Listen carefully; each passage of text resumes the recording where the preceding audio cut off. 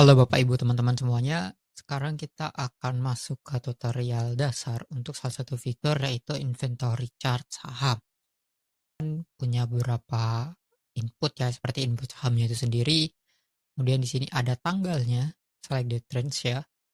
Kemudian di sini ada marketnya, teman bisa pilih, bisa semua, bisa reguler, nego ataupun tunai, investornya teman-teman mau asing, semua domestik, teman-teman bisa pilih juga.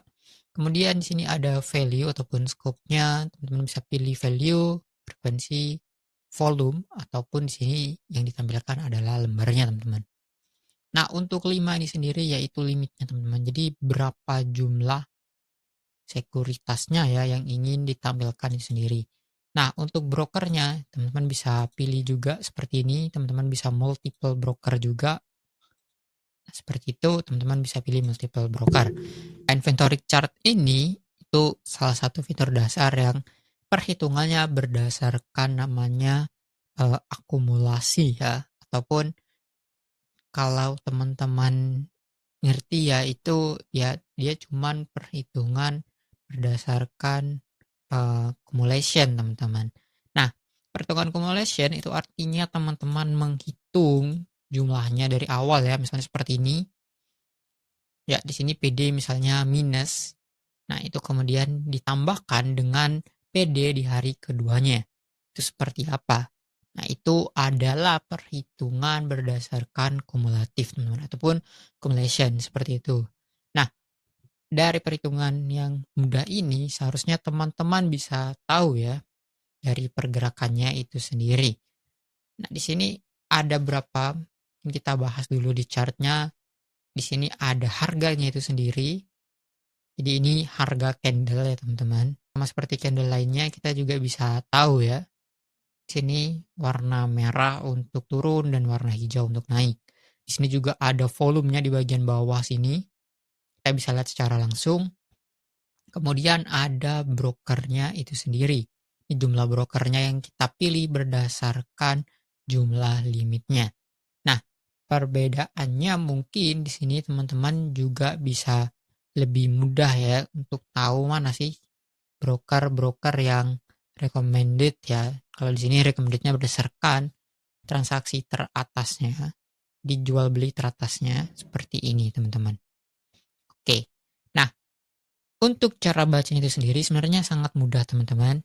Jadi kalau misalnya teman-teman lihat ya di sini, oh ini dimulai dari 0, ini sumbu yang bagian Y sebelah kiri itu dimulai dari 0, itu berarti teman-teman kalau naik berarti ada pembelian.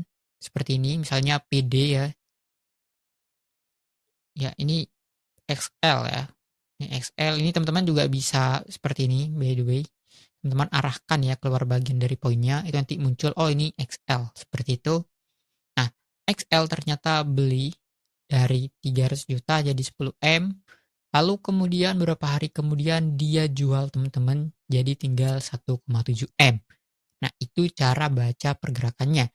Sama misalnya seperti ini, oh ternyata di tanggal 2, di tanggal 3 bulan 2, jadi ini tahun terlebih dahulu, kemudian tanggal, kemudian bulan, lalu kemudian ada tanggal teman-teman, seperti itu. Nah, di tanggal 3 bulan 2 ternyata XL itu sempat beli ya, nilainya 2M, setelah itu ternyata ketika naik di tanggal 11 bulan 2 ternyata dia jualan. Di situ nilainya dia jadi minus 4M. Oke. Nah, jadi cara bacanya seperti itu. Sama misalnya seperti YU, oh ternyata di tanggal 9 YU itu masih sedikit barangnya. Lalu ya di tanggal 11 ya, hanya berselang 2 hari, ternyata YU itu punya banyak barang sekali, yaitu 26 miliar.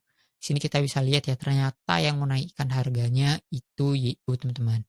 Sedangkan ketika harganya turun, YU itu bahkan tidak jual sama sekali. Yang jual justru XA di sini ada berapa ya, misalnya XA dan juga PD. Nah dari sini kita bisa tahu ya, untuk pergerakan Shouchi itu lebih menarik seperti apa. Di sini teman-teman tentunya bisa tarik juga untuk dead range-nya. misalnya dari November.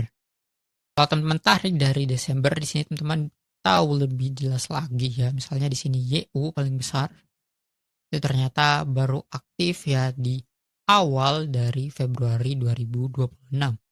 Ternyata sebelumnya yang partisipasinya sangat aktif itu ada di broker XL.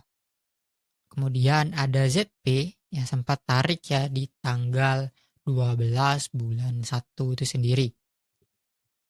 Nah, seperti itu. Jadi ini memudahkan teman-teman ya untuk melihat secara pergerakan di luar pergerakan dari intensi brokernya itu sendiri ya, bagaimana transaksi per broker di saham itu sendiri.